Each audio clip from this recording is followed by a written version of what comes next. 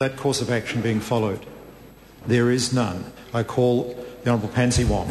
Mr. Speaker, it was beyond my wildest dreams when 14 years ago in 1996, a girl born in Shanghai, China, who grew up in a Hong Kong apartment where 8 families share a single kitchen and bathroom, delivered her historical maiden speech as New Zealand's first Member of Parliament of Asian ethnicity.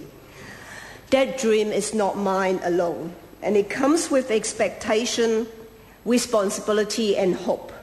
I have tried every single day to keep that dream alive, and nothing should happen to dash that dream.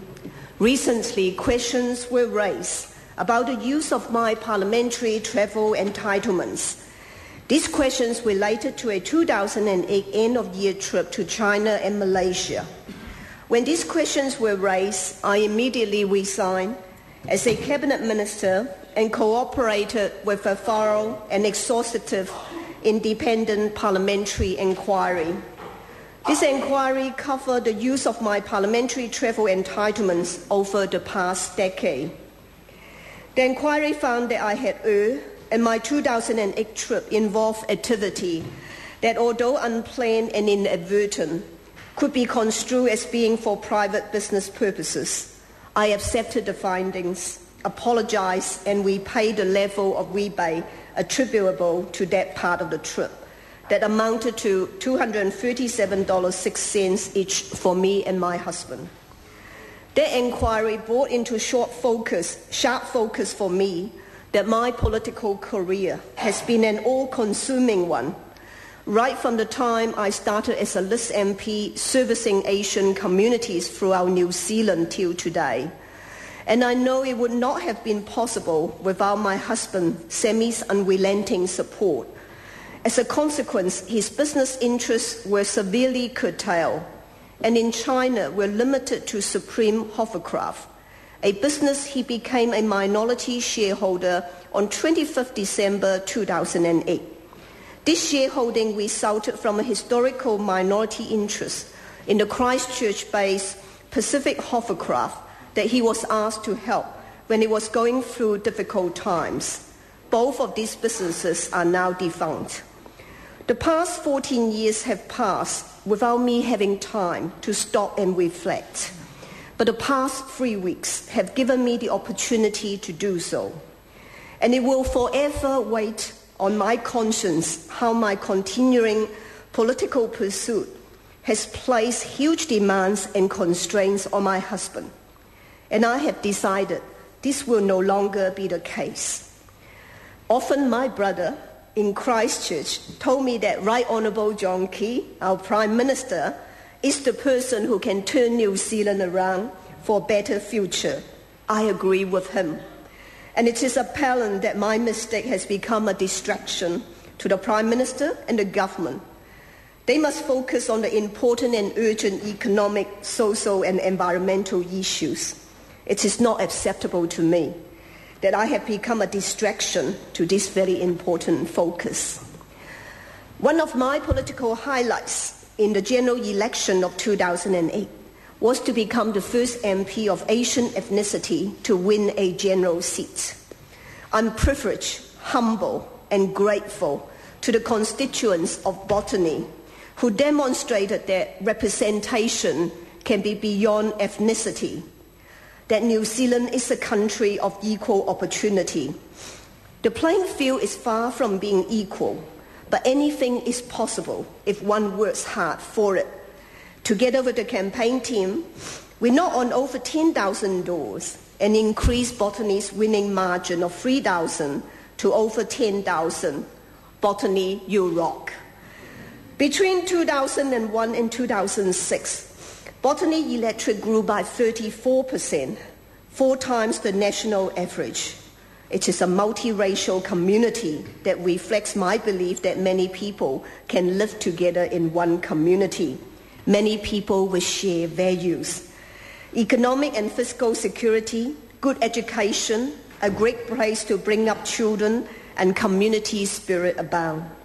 Together we achieve the community desire of naming the new local board as Harwick and brought forward the opening of skateboard park to resolve the conflict between residents and skateboarders. Schools, community groups, police, business associations, all are working together, making botany the best electorate in the country. I've enjoyed meeting so many good people through door knocking and community activities, and that will be sadly missed. But botany deserves an MP who can fully focus on their needs. My enforced period of leave gave me the chance to reflect. I have 14 years of unrelenting workload in public service, and it is time to turn a page in my life's journey to focus on personal and family priorities. My political pursuit has its root in proving my country is a land of equal opportunity, and Asian New Zealanders can succeed in the highest office.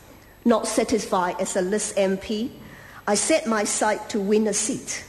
Jumping down the 192-meter tall Sky Tower in 2002 was to show that determination.